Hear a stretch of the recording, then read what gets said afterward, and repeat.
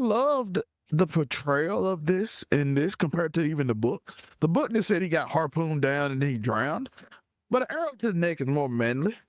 And also a bunch of arrows to the neck, not just one, because I'm like, why he couldn't just swim and get on it's not a boats there he can climb on. There's multiple dragons he could help.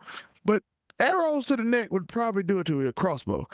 And also him saving the little sister and saving the rampant, crazy dragon that shouldn't have happened and shouldn't have been there, sheep stealer, because the dragon had no control. It was a wild dragon, so it ended up being bad for everybody. In the story of how he convinced the guard to lock her in the room, which threw me off, by the way. That completely threw me off. It's your boy Laugh, somebody looking cute, looking clean, looking sexy. You know what it is. We are here to talk about House of the Dragons, Season 3, Episode 1, in which I already spoiled the part. It's spoiled already. Jason's gone. And the episode was mostly just a lot of fighting, a great action scene. The Battle of the Gullet, as they call it in the books. It's an amazing story. It's a story of youth, like the San Antonio Spurs versus the Knicks. The story of youth, even though they had more firepower, they had more the pizzazz. They didn't have enough experience with it. Because you can have all the talent, you can have the dragons, you can have everything. But if you had people that know how to fight dragons who wanted sea smoke, as she said, we wanted sea smoke has tortured my people. I want him gone. So we learned how to harpoon and how to fight dragons on our own over the sea. So now an experienced dragon, a sheep stealer, and a young girl who, as we saw, couldn't really fly a dragon, had to get protected by Jason and ended up having bad. And he's not that experienced either. His decision making, locking his mama in a room, doing all of that was awful. Because the thing is about experience is, I sound like the old dude. I don't like that. Young boy, go get it. Young people, go do your thing. Who telling you to wait for your mama? But in this situation, you don't know what you don't know. And sometimes that's not always a good thing. Because as we saw in this, Jace didn't understand, despite how good he might have been at riding dragons, despite that he had an advantage with dragons where most others in this situation didn't. He had extra spare dragons. So this situation was well in hand. But again, having power the same way we learned about Aemon and how he was overconfident, but now he has fear.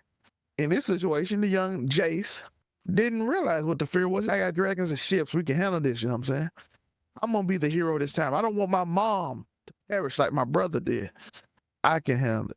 But you don't know what you don't know. And when situations happen, like your little sister go around and the dragons go crazy and you got a wild dragon that she done somehow jumped on and can't control.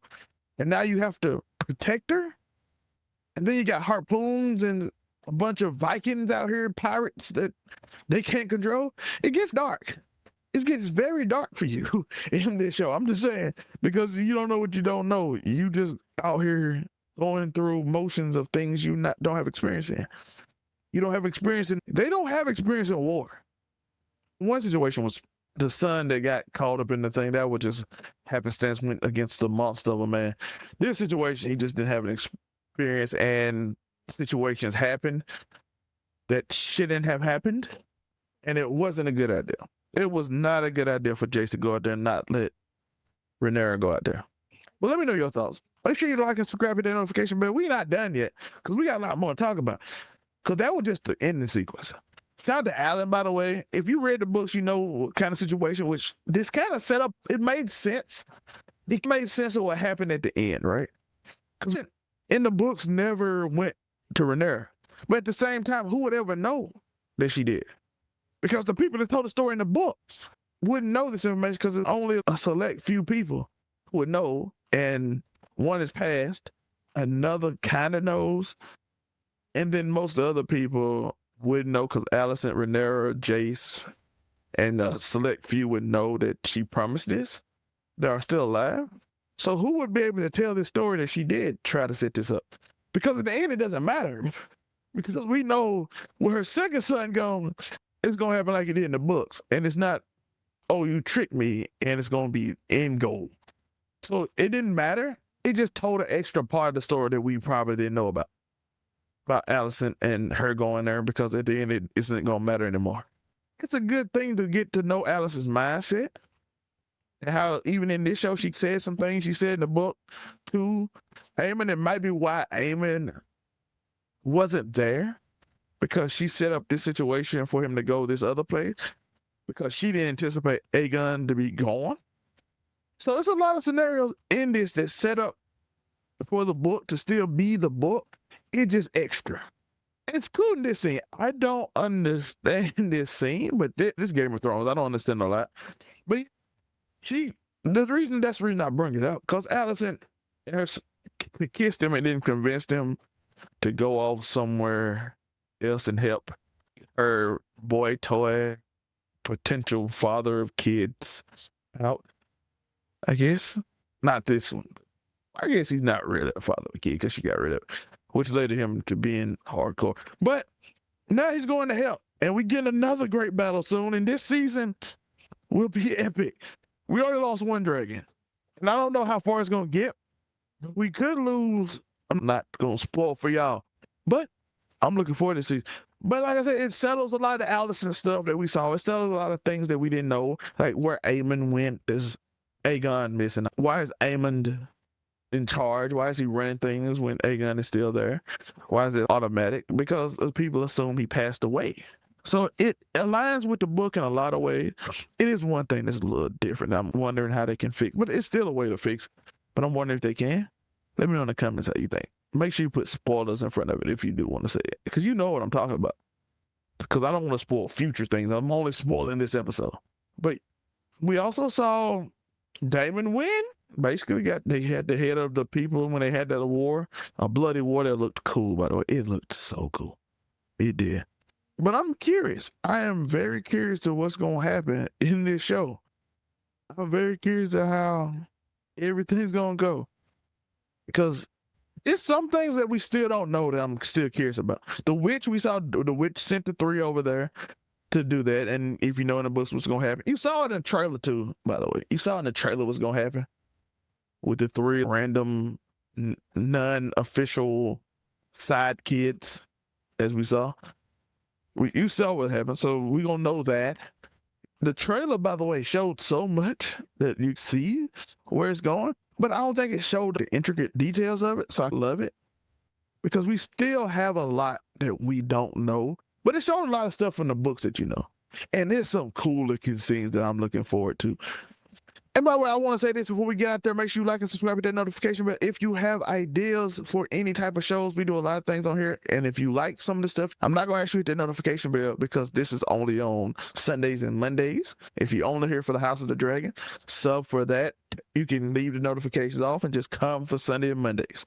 And no, because tomorrow will be a group discussion in which I go into more detail on stuff. And we might talk a little bit about the book, so be careful because shout out to my guy Afro, but he likes to speak on things. So this is the part of non-spoilers. If you don't know the book and don't want to be spoiled, this is for you, and we're just going to talk about this episode and the hottest things in the episode. But tomorrow will be a more in-detail thoughts where I will go over some of the things I bring up today on my thought process. But we had the Valerians and him trying to get good with Alan. And then we saw the son, so it's going to be that situation and how he's knocked out the boat. His son took care of the Viking princess. Shout out to him. Alan did his job well. Man, that fight was so cool. It was so much about just the fight, though. Because the episode was last 30, 40 minutes was just them fighting. So that's the whole episode.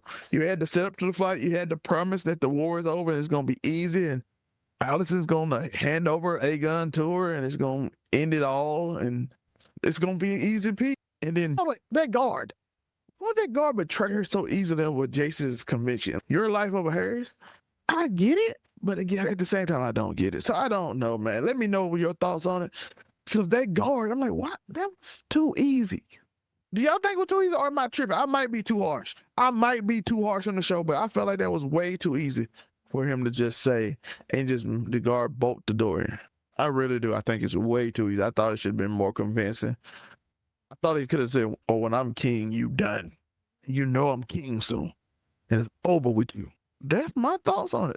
I'm looking forward to the next few episodes. This whole season might be peak television. this might be that one, you know, that season of Game of Thrones. This might be that peak because this first episode, 10 out of 10. Amazing. Join us tomorrow or today, depending on when you watch it. Monday, join us Monday to do a full cast review of Hot D, as we call it, House of the Dragon, Season 3, Episode 1, in which we have for a ride. Make sure you like and subscribe. Like I said, notification bell if you like all the content. If you don't, cool. And if you enjoyed this review, if you hit that hype button, if you hit that like and then hit that hype, I appreciate it. Peace.